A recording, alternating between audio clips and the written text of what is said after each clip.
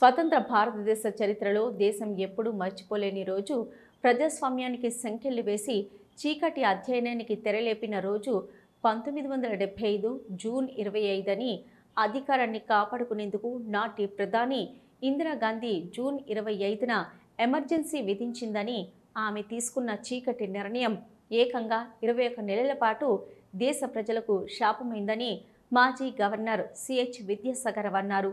కరీంనగర్ జిల్లా బీజేపీ శాఖ ఆధ్వర్యంలో జిల్లా అధ్యక్షులు గంగాడి కృష్ణారెడ్డి అధ్యక్షతన బుధవారం రోజున కరీంనగర్లోని స్థానిక ఈఎన్ గార్డెన్స్లో ఎమర్జెన్సీ వ్యతిరేక దినం సదస్సు జరిగింది.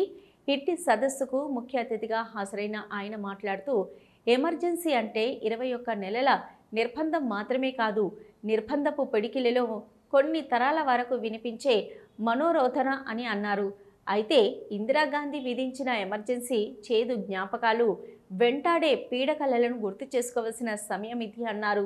ఇందిరాగాంధీకి పోటీగా నిలబడి ఓడిపోయిన ప్రతిపక్ష అభ్యర్థి రాజ్ నారాయణన్ 1975లో అలహాబాద్ కోర్టులో కేసులు దాఖలు చేశారని తెలిపారు.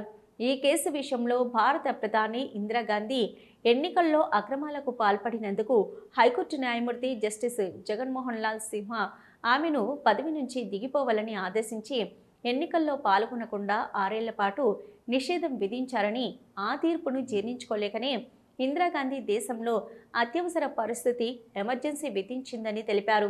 ఎమర్జెన్సీ కారణంగా వాక్ స్వాతంత్ర్యంతో పాటు ప్రజల రాజ్యాంగపరమైన హక్కులన్నీ రద్దయ్యాయని పేర్కొన్నారు. మీడియాపై కని విని ఎరగని రీతిలో పూర్తి స్థాయిలో ఆంక్షలు కొనసాగాయని తెలిపారు.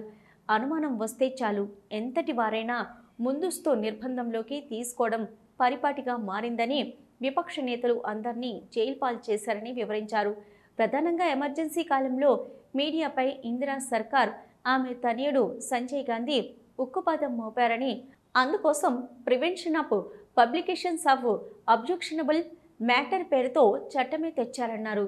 Defence of India rules, maintenance of internal security act, MISA వంటి చట్టాలతో ఎవరినైనా ఎంతటి వారైనా కటకటాల్లోకి నెట్టాలన్నారు.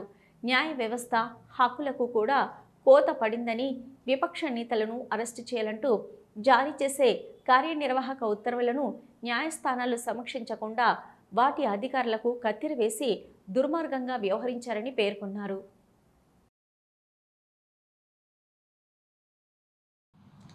అంటే అప్పుడు మేము 30 సంవత్సరాలు ఉండే మాకు ప్రాక్టీస్ చేస్తున్నాం అడ్వకేట్గా. 50 సంవత్సరాలు పూర్తి చేసుకున్నా కూడా ఆనాటి ఉద్యమంలో పాల్గొన్నటువంటి వాళ్ళు, అత్యవసర పరిస్థితి కాలంలో జైళ్ళలో మగ్గినవారు, వాళ్ళ పిల్లలు, అంతేకాకుండా భారతీయ జనతా పార్టీ, అంతకుముందు జనసంఘ్, జనతా పార్టీ, అందులో ఉన్న సభ్యులందరి వాళ్ళకి సంబంధించిన వాళ్ళందరూ కూడా ఇందులో ఉన్నారు. కానీ మిమ్మల్ని చూస్తుంటే ఆనాడు అత్యవసర పరిస్థితికి వ్యతిరేకంగా ఏ విధంగానైతే పోరాడామో అదే పోరాట స్ఫూర్తి మీ అందరిలో కనపడుతుంది. అంటే ఆ పోరాటం అనేది ఎప్పుడు చేస్తూ ఉండాలి. మన రాజకీయ పార్టీ పోరాటం చేయాలంటే పోరాటానికి సంబంధించినటువంటి మరొక ఉద్యమ స్ఫూర్తి, పార్టీ కూడా సిద్ధాంతం, ప్రణాళిక, విధానంలో